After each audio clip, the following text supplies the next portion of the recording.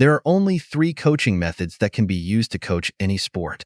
The first we are going to review is called the global method. The global method is a game of soccer that presents players with all the elements the game has: opponents, teammates, the ball, and all the tactical implications of the game are present. The advantage of the global method is that it works on all 4 components of the game. It is contextual in nature, and it exposes the player to learning and understanding the game in its totality, allowing for skills practiced during training to be transferred into match conditions.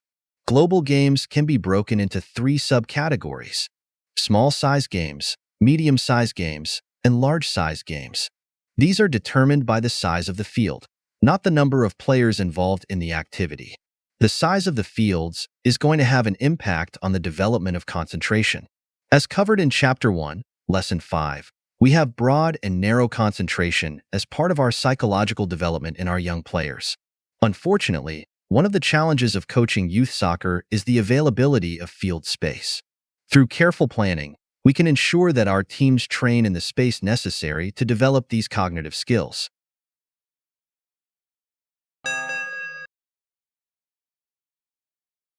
The analytical method is an exercise where the movement of the ball and players are predetermined. In contrast to the global method, the analytical method exposes players only to one element of a skill. Notice in the exercise how the movement of the ball and players is similar during each repetition. This predetermined path takes away most of the decision process from the players, since the movement of the ball and teammates is predictable. The analytical method has the advantage of presenting the player with a high number of repetitions during an exercise as seen in this video.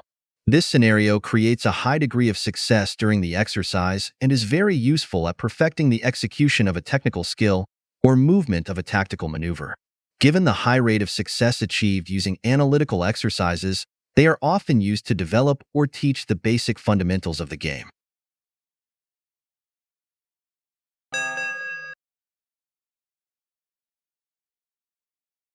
The final method is the conditional method, which is a combination of the previous 2. It is a game of soccer with one or more conditions that allows a particular skill to manifest itself many times, allowing players to practice it over and over during the course of the exercise. Because this is a modified game of soccer, it also has the tactical implications that a game has.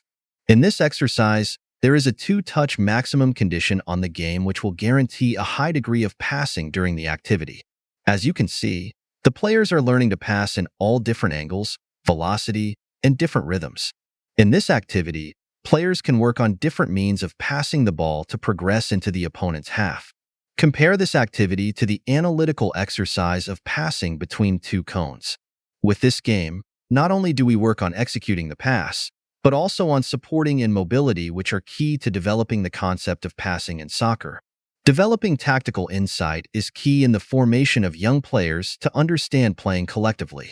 The presence of opponents forces the players to find the best possible route of progressing into the opponent's half.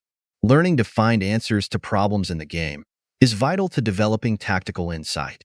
The conditional method, just like the global method, is a holistic form of training that will develop well-rounded soccer players.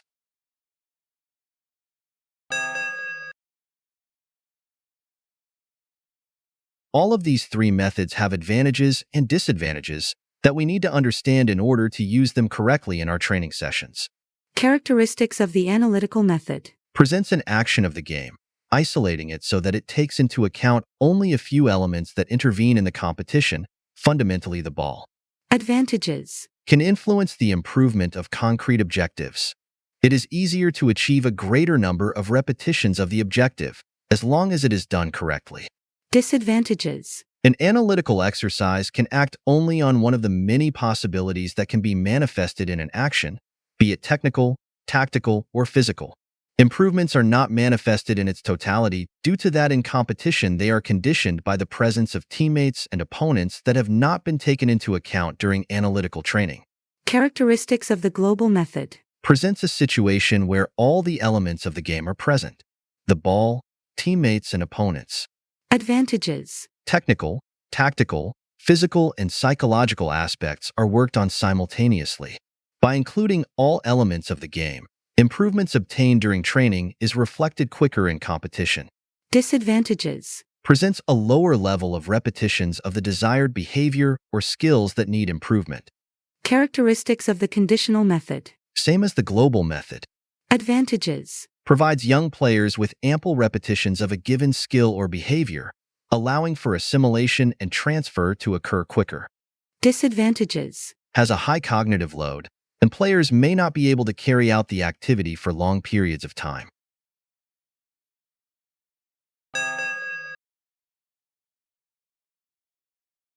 Each of these three methods can also influence a player's motivation to carry out the activity during training.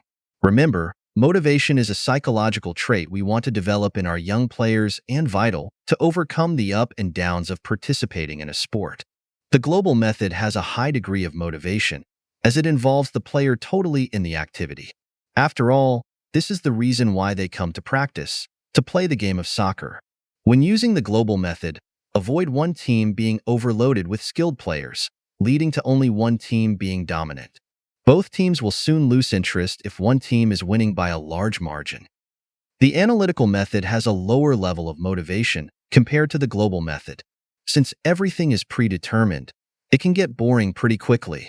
When designing activities that are analytical in nature, having progressions is a must.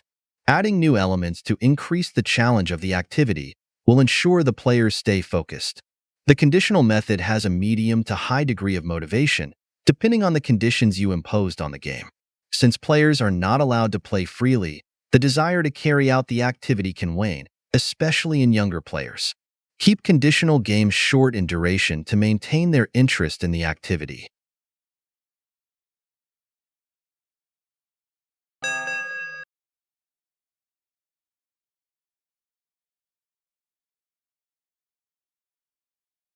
Having comprehended the distinctions and advantages associated with various coaching methodologies, let us revisit the principle of specificity and determine the position of these activities on the spectrum.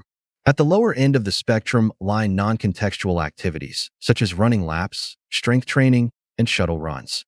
Analytical activities, commonly referred to as drills, occupy a position halfway between the non-contextual and contextual categories. Generic and functional rondos exhibit a higher level of contextual relevance compared to analytical drills. It is noteworthy that while different variations of games may not be entirely contextual, they do fall significantly higher on the spectrum.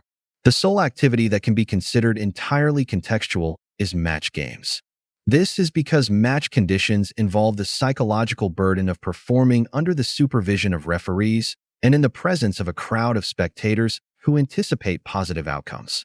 Scrimmages are highly competitive, but they lack the emotional intensity that only a match game can provide.